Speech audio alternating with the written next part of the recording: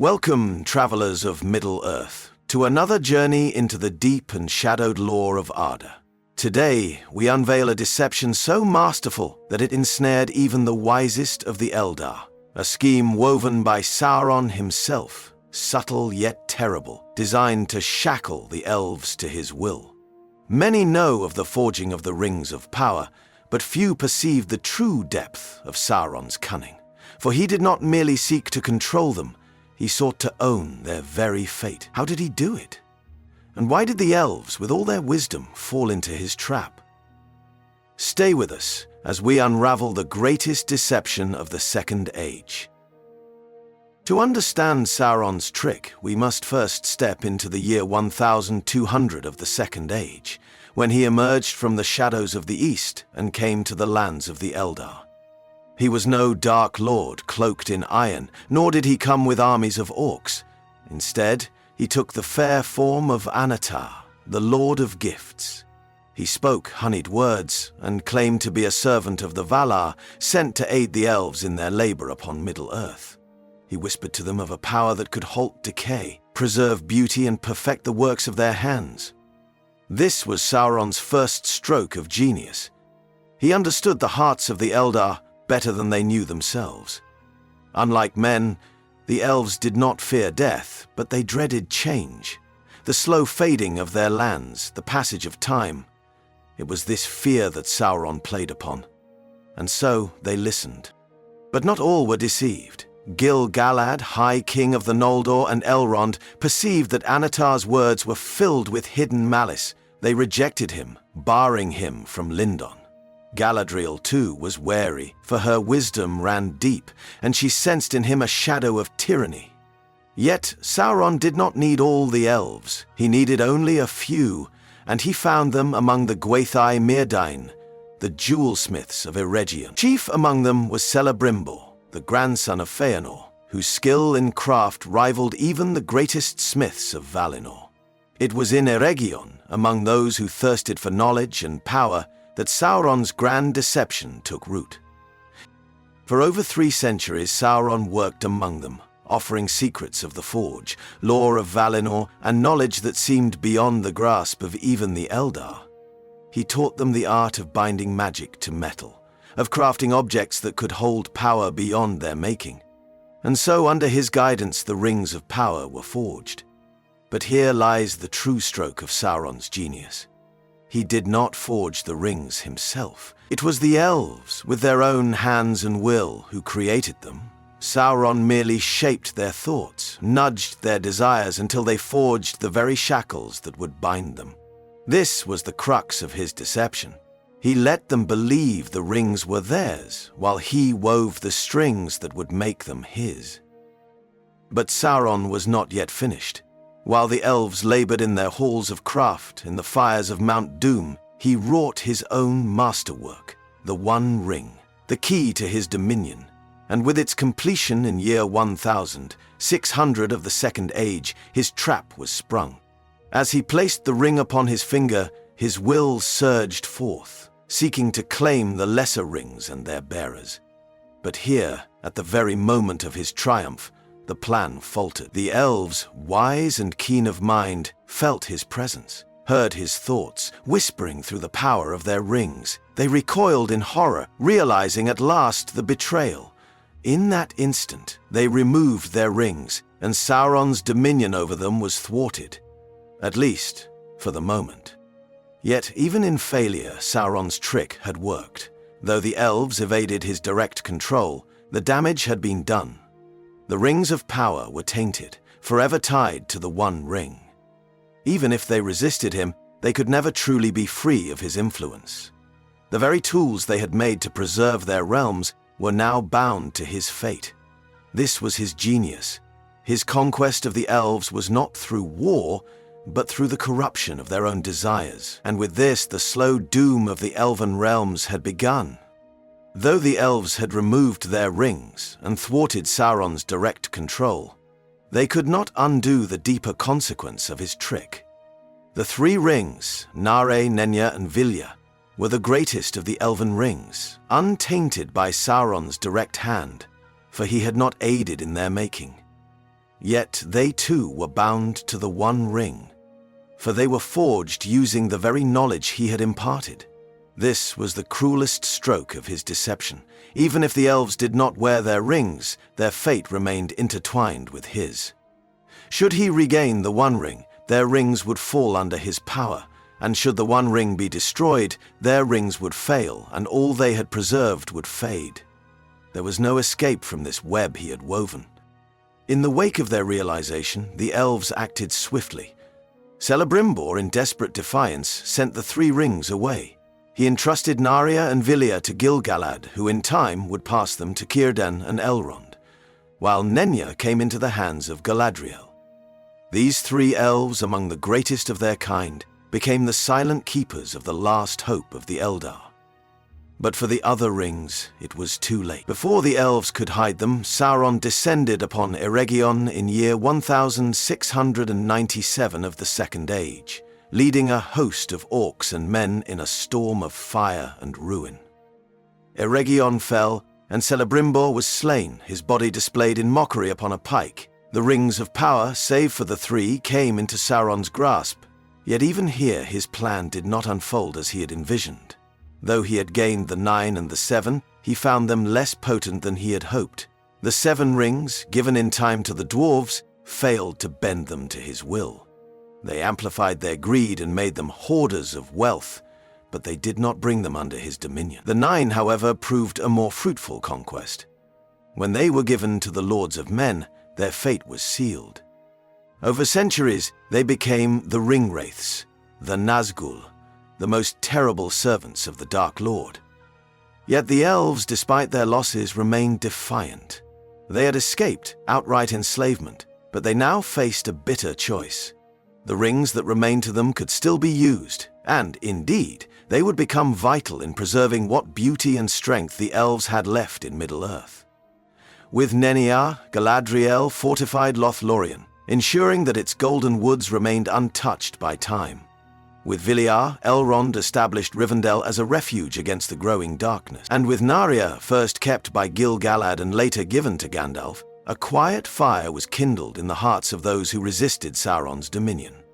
The elves had turned Sauron's own work against him, but they did so knowing the terrible truth.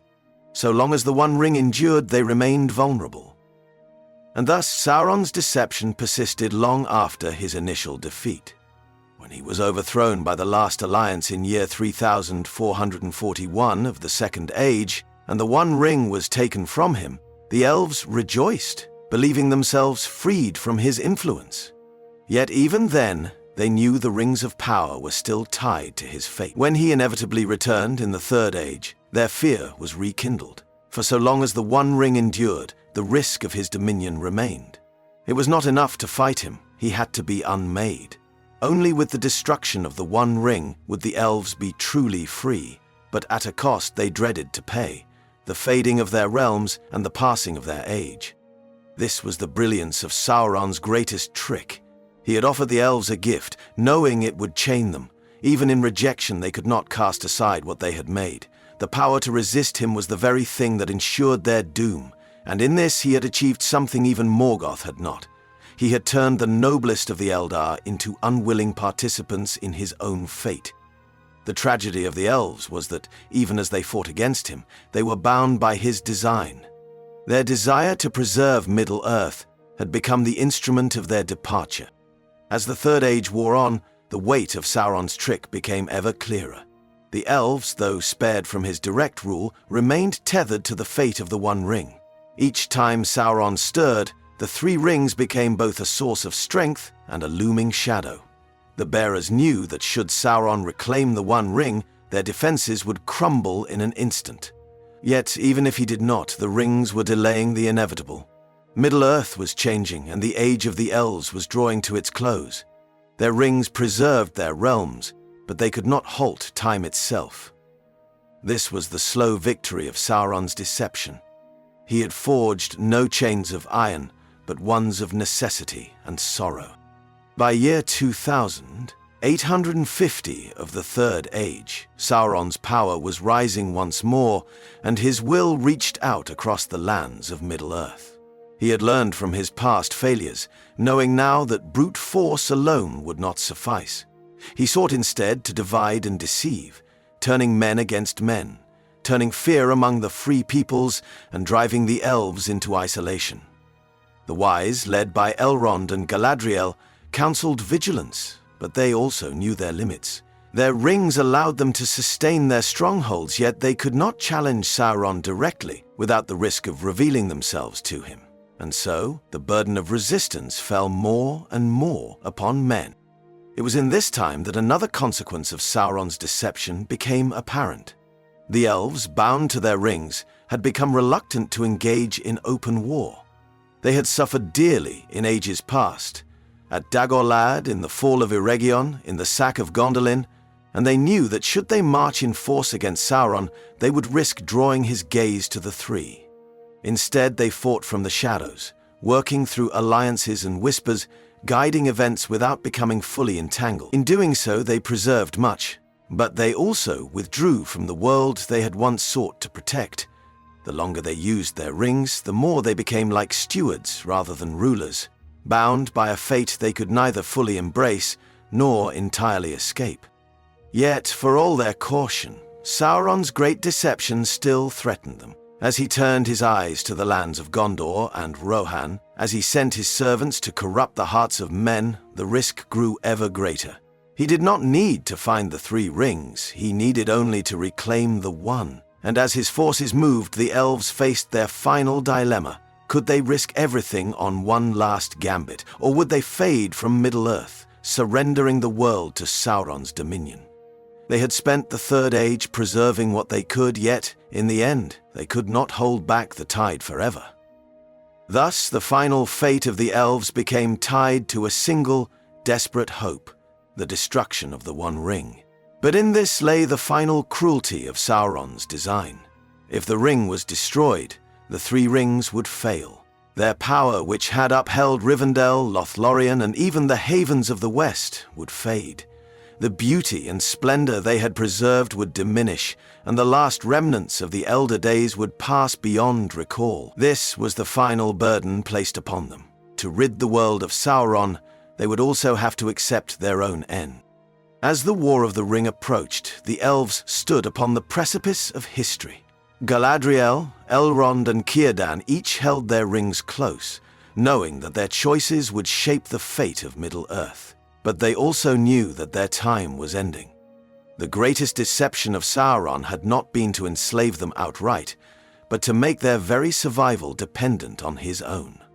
Whether he won or lost, his influence would shape the future. And so the elves prepared for the final test, a battle not only for victory, but for the legacy of all they had sought to preserve. And so the War of the Ring began, and with it, the final reckoning of Sauron's greatest trick. Even as his armies marched from Mordor, as the Nazgûl scoured the lands for the ring, the elves remained ever aware that their fate was bound to the outcome. Yet, unlike in wars past, they did not lead great hosts into battle. Their role had shifted, subtler, more distant, yet no less crucial. It was they who had guided the wise, who had fostered the knowledge that led to the fellowship, who had ensured that the One Ring was neither lost to time nor reclaimed by its maker. The final struggle against Sauron would not be fought with the armies of the Eldar, but with their counsel, their sacrifice, and their will to see Middle-earth free. Galadriel, wielding Nenya, did not send forth the warriors of Lothlorien to wage open war upon Mordor. Instead, she offered the Fellowship a gift far greater than any blade or shield: her wisdom. She peered into the mind of Frodo Baggins, the bearer of the One Ring, and warned him of the path ahead. She revealed to him, if only in glimpses, the terrible price of power, the temptation that had already ensnared so many before him. And when Frodo, in his innocence, offered her the ring, she withstood the test. "I passed the test," she declared. "I will diminish and go into the West and remain Galadriel." In this moment, she accepted what so many others had denied. The time of the elves was ending, and with it, the age of their dominion. Elrond, guardian of Rivendell and bearer of Villier, played his part in a different way. It was he who called the council that set the course of the ring's fate, who placed his trust not in the strength of armies, but in the courage of a few. Long had he kept Rivendell as a sanctuary, but now he saw that no walls nor spells could guard against what was to come. It was not by elven hands that the Dark Lord would be undone, but by the resolve of men and hobbits alike. He, too, had to let go of what had been, to trust in a future that no longer belonged to his kind. And then there was Círdan the shipwright, the ancient mariner who had long watched over the western shores. He had borne Narya, the Ring of Fire, before passing it to Gandalf, recognizing in the wandering mire a greater purpose. And so, through his gift, the embers of resistance burned bright. For it was Gandalf, not the Elves, who would rally the free peoples in their darkest hour. The final battle would not be fought upon the borders of Lothlorien or beneath the stars of Rivendell. It would be waged in the hearts of those who still had a future to fight for.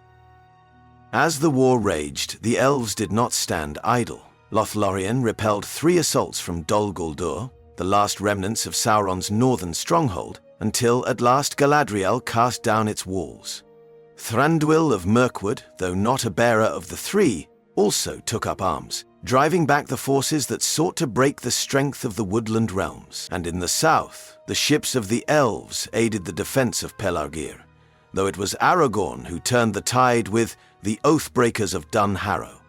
Yet even in their victories, the Elves knew that they were fighting not for themselves, but for a world that was slipping beyond their reach.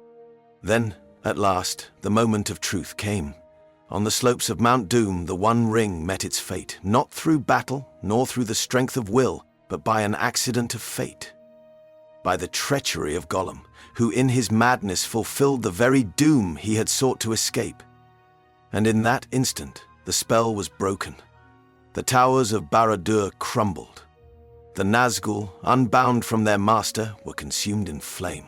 And across the lands of Middle-earth, those who had once felt the weight of Sauron's will knew that they were free. But for the Elves, there was no triumph, only the quiet knowledge that their time had passed. As the smoke of war cleared, the truth became plain. The 3 rings, though untainted by Sauron's hand, had still been woven into his fate. Without the One Ring, their power waned. Lothlorien began to fade, its enchantments dissolving into the mists of time. Rivendell too lost its brilliance, no longer a haven against the turning of the world. Even the fire of Narya, which had long kindled hope, dimmed at last. The Elves had won, but in doing so, they had ensured their own departure. The greatest trick of Sauron had been this. He had made the Elves fight not only against him, but against their own doom. He had given them the power to preserve, but only at the cost of being bound to his fate. And when he fell, so too did the last remnants of their age. They had not been defeated, yet they had lost. The world had moved beyond them, and now there was nothing left but to leave it behind. And so, in the years that followed, the bearers of the 3 gathered at the Grey Havens. Galadriel, Elrond, and Gandalf stood upon the shores, alongside Frodo and Bilbo Baggins, 2 mortals who, like them, had carried burdens too great to bear in the changing world. As the white ships set sail, the last great lords of the Elves left Middle-earth behind, passing into the west, beyond the circles of the world. Their time was over, their story written in the annals of ages past. Sauron had been vanquished, yet in a way his deception had succeeded. The world he had sought to rule was now a world without elves, and though his darkness was gone, the beauty and wonder of the elder days faded with it. This was the cost of victory, the final sorrow of the elves, and the last echo of the greatest trick ever played upon them.